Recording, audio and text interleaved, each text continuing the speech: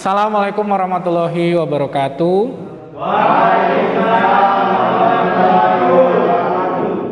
Baik, untuk yang pertama kita akan belajar mengenai mata kuliah mesin konversi energi. Pada bab ini kita akan membahas mengenai konsep dasar konversi energi. Sebelumnya saya akan tanya, siapa yang hari ini tidak hadir? Ada yang tahu teman-teman semua? Izin menjawab, Pak.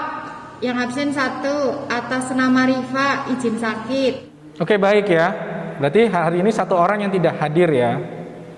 Sebelum kita lanjut, mari kita berdoa dulu untuk kelancaran perkuliahan pada hari ini. Berdoa dimulai.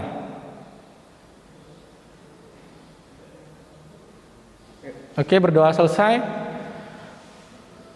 Baik semuanya, saya minta untuk fokus dan kita akan diskusi karena tema yang hari ini cukup menarik, yaitu mengenai konsep dasar konversi energi.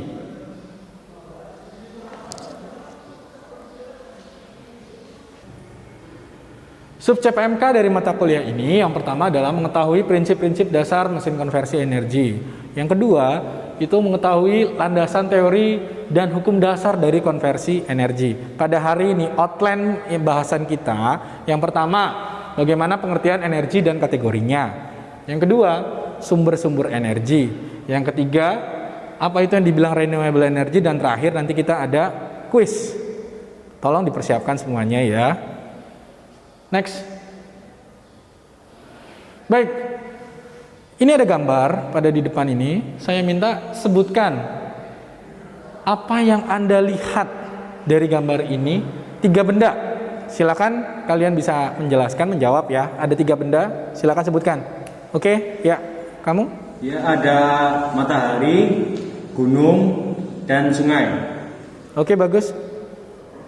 Berikutnya? Yang pertama, gunung, matahari, sama buah.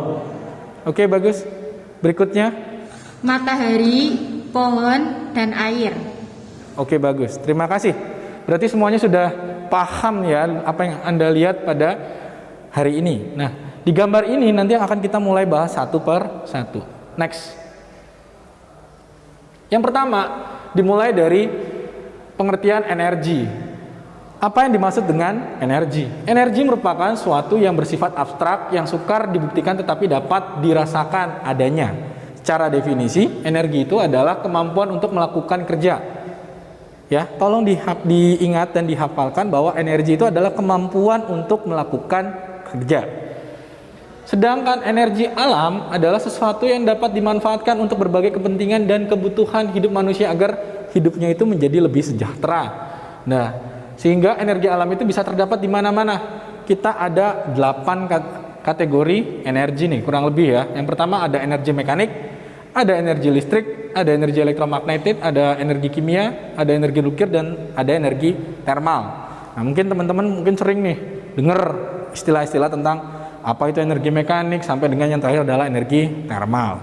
Baik, sebelum ke sana kalian harus pahami dulu ada 2 sumber. Sebenarnya sumber energi itu ada berapa? Ada 2 ya. Yang pertama berasal dari bumi. Yang kedua itu luar bumi. Paham ya di sini ya. Nah, untuk yang dari bumi itu kita bagi menjadi 2. Yang pertama ada non-renewable energy atau energi yang tidak dapat diperbaharui. Yang kedua ada renewable energy atau energi yang dapat diperbaharui. Sedangkan untuk sumber energi dari luar bumi itu kita biasa disebut dengan non-depleted. Oke, bisa dipahami ya. Next, kita bahas satu-satu. Yang pertama kita mulai dengan non-renewable energy atau energi yang tidak dapat diperbaharui. Sumber energi yang tidak dapat diperbaharui ini secara definisi sebagai sumber energi yang tidak dapat diisi atau dibuat kembali oleh alam dalam jangka waktu yang singkat. Sehingga sumber energi ini itu butuh proses waktu yang sangat lama untuk mendapatkannya kembali. Salah satu contohnya ini ada beberapa yang termasuk dalam kategori sumber energi yang tidak dapat diperbaharui. Yang pertama ada minyak bumi. Yang kedua ada batu bara. Yang ketiga ada nuklir. Oke ya, masih bisa diikuti ya. Nanti disampaikan kalau saya menerangkannya agak cepat atau misalkan adik-adik mahasiswa ada pertanyaan, nanti bisa langsung dicatat atau langsung ditanyakan aja. Kita mulai dari yang pertama, minyak bumi.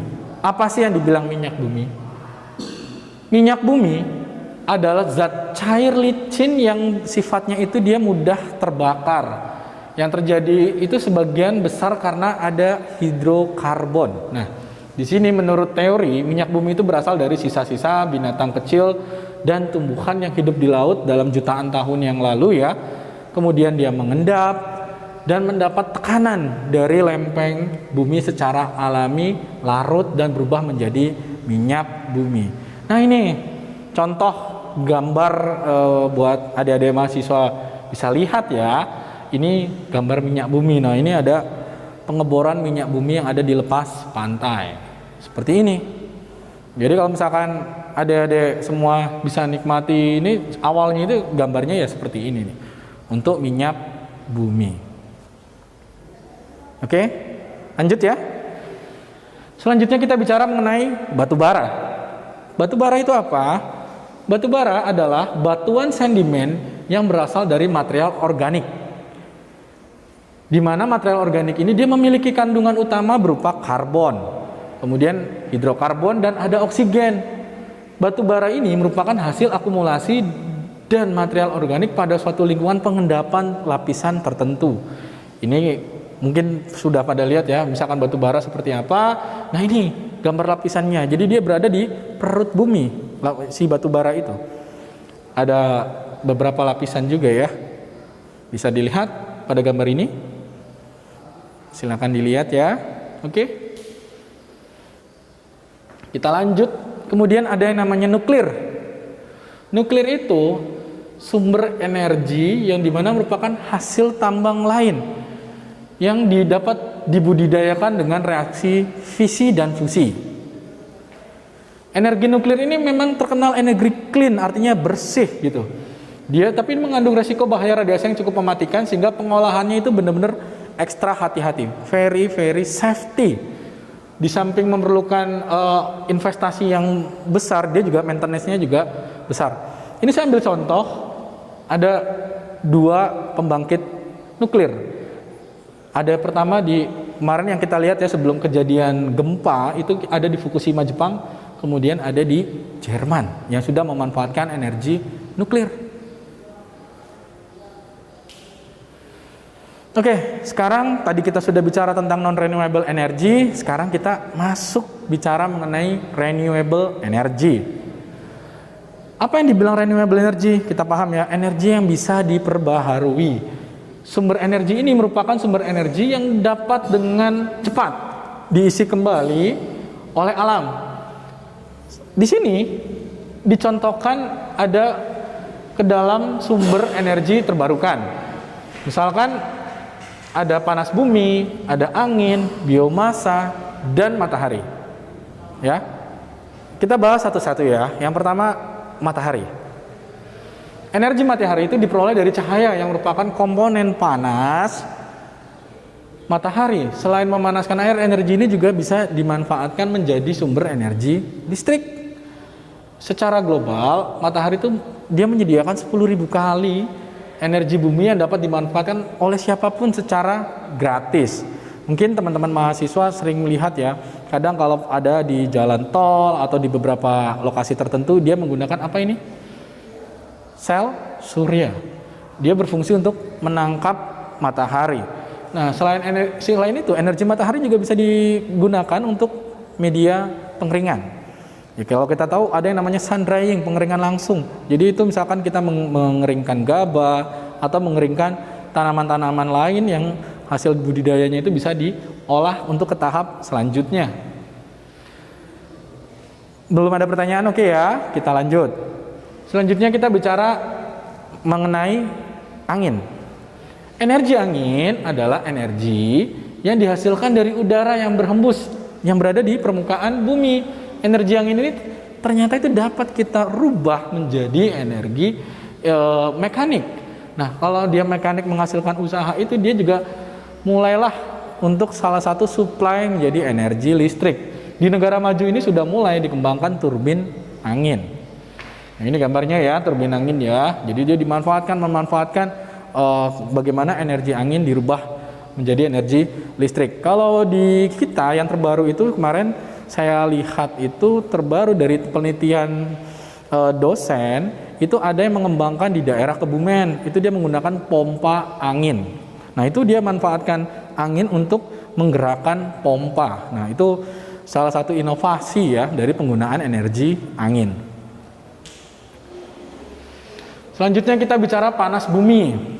Nah, ini mulai seru kita bicara namanya panas bumi. Panas bumi itu apa?